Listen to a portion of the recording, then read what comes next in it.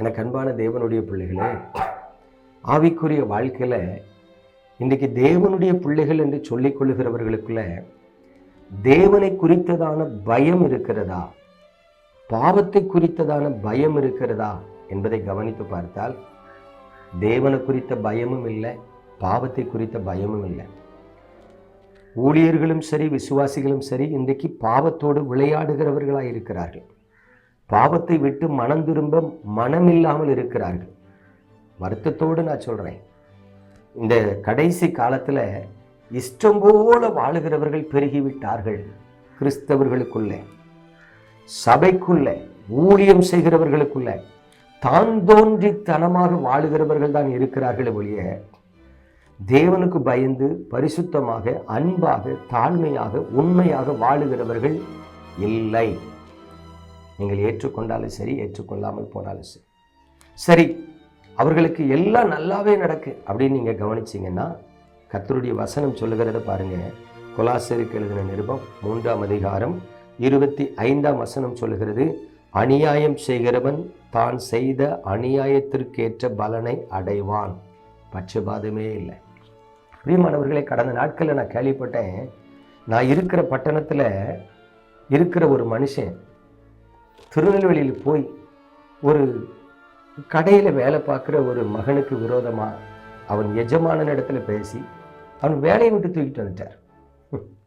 இப்போ கவனிச்சு பாருங்க, ஒரு மனிதனுடைய வாழ்வாதாரத்தை கெடுக்கிற துன்மார்க்கன் கிறிஸ்தவன் என்கிற போர்வையில இருக்க, ஊழியம் செய்கிறேன் என்கிற போர்வையில இருக்க. சரி, அந்த மனுஷன் தப்பு பண்ணாரா அவர் வேலையை கெடுக்கிறதுக்குன்னா? இல்லை. ஒவ்வொரு மனிதருக்கும் குடும்பத்துக்குள்ள 1000 பிரச்சனை இருக்கு. கணவன் மனைவிக்குள்ள பிரச்சனை இருக்கு, பெற்றோர் பிள்ளைகளுக்குள்ள பிரச்சனை இருக்கு. ஒருவேளை இந்த காரியங்களை வைத்து ஒருவரை குற்றப்படுத்தி ஒருவருடைய நன்மையை தடுக்கிறான் பாருங்க, இவன் ஒரு துன்மார்க்கன். இன்னைக்கு நிறைய பேர் அப்படிதான் இருக்காங்க. ஒரு டைம் பார்த்தீங்கன்னா, என்னை நேசித்து நம்முடைய ஊழியத்துக்காக ஒரு தம்பி துபாயிலிருந்து கீபோர்டு வாங்கி தாரேன்னு சொன்னார். 45,000 ரூபாய்க்கு கீபோர்டு வாங்கி தாரேன்னு சொன்னார். அவரும் பணம் அனுப்பி வச்சிட்டார். அவங்க அப்பா அம்மாவுக்கும் பணம் வந்துட்டு. அவர் சொல்கிறாரு, அண்ணன் போய் அப்பா அம்மாட்ட கொஞ்சம் வாங்கிடுங்க.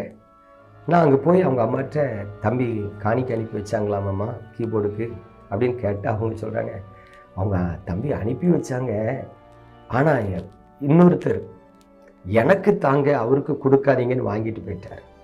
இப்போ நல்லா கவனிச்சு பாருங்க, நம்ம நேசித்து ஊழியத்தை அனுப்புனதை அவங்க அம்மா நமக்கு தான் தரணும். ஆனால் இன்னொருத்தர் போய் அவருக்கு கொடுக்காதீங்க எனக்கு தாங்கன்னு கேட்டதுனால அங்கே கொடுத்துட்டேங்கிறாங்க. சரி, போய் கேட்குறவராவது இது நமக்கு அனுப்பப்பட்ட பணம் இல்லை அப்படின்னு யோசித்தாரன்னா இல்லை.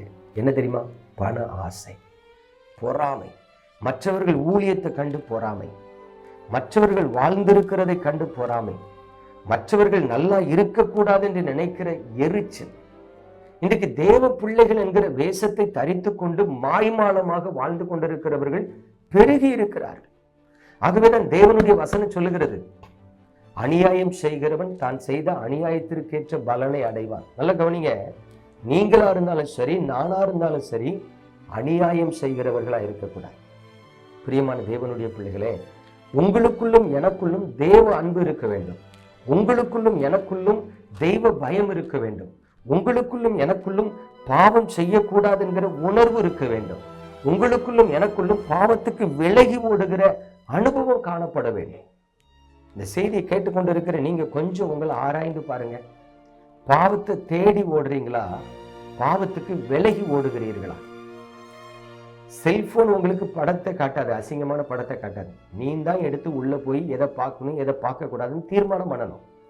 நீ தேவையில்லாத நபருக்கு சேட் பண்றதோ, நீங்க தேவையில்லாத காரியத்தை பார்க்கிறதோ, அது உங்களுக்குள் இருக்கிற பாவத்தின் வெளிப்பாடு.